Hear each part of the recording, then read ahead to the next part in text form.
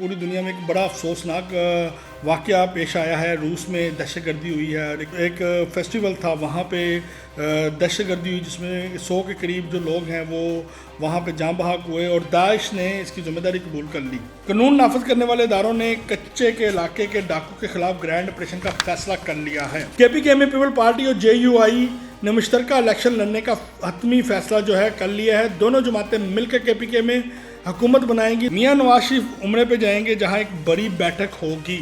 مسلم league نون کی cabinet committee نے مسلم league نون کی قیادت کو کمزور امیدواروں کے حوالے سے پہلے ہی آگاہ کر دیا تھا۔ مخالفین کی چیخوں و پکار بتا رہی ہے وزیر اعلیٰ پنجاب مریم نواز شریف کی پرفارمنس پر تعریفوں کی بجائے تنقید کر کے ماحول کو خراب کیا جا رہا ہے۔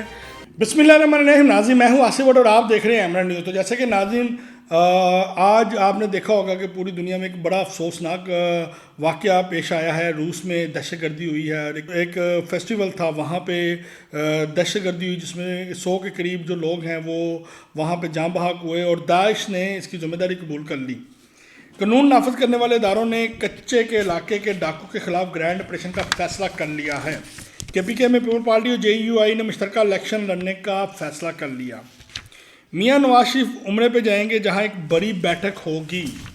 مسلم لیگ نون کی کیبنٹ کمیٹی نے مسلم لیگ نون کی قیادت کو کمزور امیدواروں کے حوالے سے پہلے ہی آگاہ کر دیا تھا۔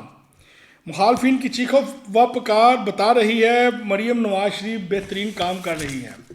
تو جی ناظرین، آج کے ویلاگ میں یہ تمام جو ہم نے ابھی آپ کو چیزیں بتائی ہیں، ہنٹس بتائے ہیں، اس کے حوالے سے مکمل جو انفارمیشن معلومات ہے وہ آپ کو بتائیں گے۔ روس میں دہشت گردی، داعش نے اس کی جو ذمہ داری ہے دہشت گردی کی وہ قبول کر لی ہے۔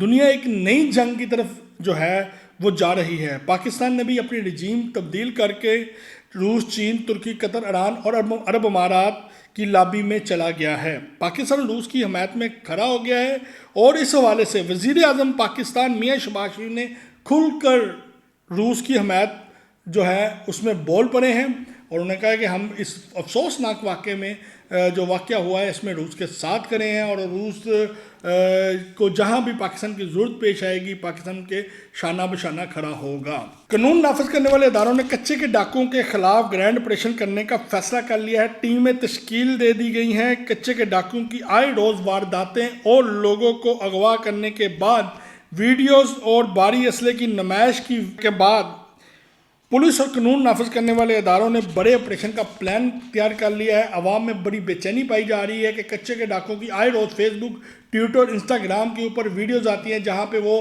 راکٹ لانچر اور بھاری اسلحہ جو ہے وہ اس کا استعمال کرتے ہوئے دکھائے جاتے ہیں اور اس کے ساتھ ساتھ وہ کس طریقے سے جو اغوا کار ہیں، جو مختلف پنجاب کے مختلف شہروں سے لوگوں کو اغوا کیا گیا ہے، ان کے ساتھ کس طریقے سے تشدد سے پیش آ رہے ہیں، کس طریقے سے تشدد کیا جا رہا ہے، ان کی ویڈیو بنائی جا رہی ہے، ان کے ویڈیو بیان ریکارڈ کروائے جا رہے ہیں۔ اس حوالے سے عوام الناس میں خوف اور ہراس پھیل چکا ہے اور قانون نافذ کرنے والے ادارے ان کے خلاف آپریشن کرنے کے لیے متحرک ہو چکے ہیں۔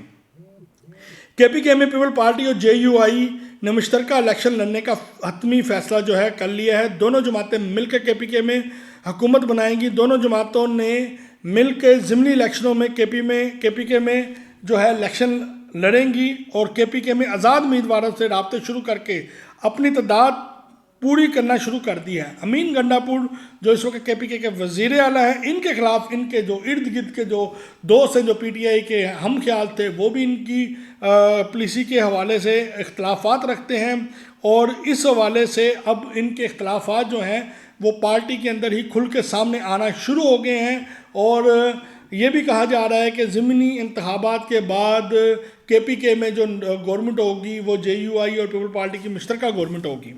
میاں محمد نواز شریف عمرے پہ جائیں گے جہاں ایک بڑی سیاسی بیٹھک ہوگی جس پہ آئندہ کی حکمت عملی اور موجودہ پاکستانی صورتحال پہ غور و فکر ہوگا، کمزوریوں پہ بات چیت ہوگی، الیکشن کو کیوں ہلکا لیا گیا اور امیدواروں کو ٹکٹس دینے کے حوالے سے بھی بات چیت ہوگی۔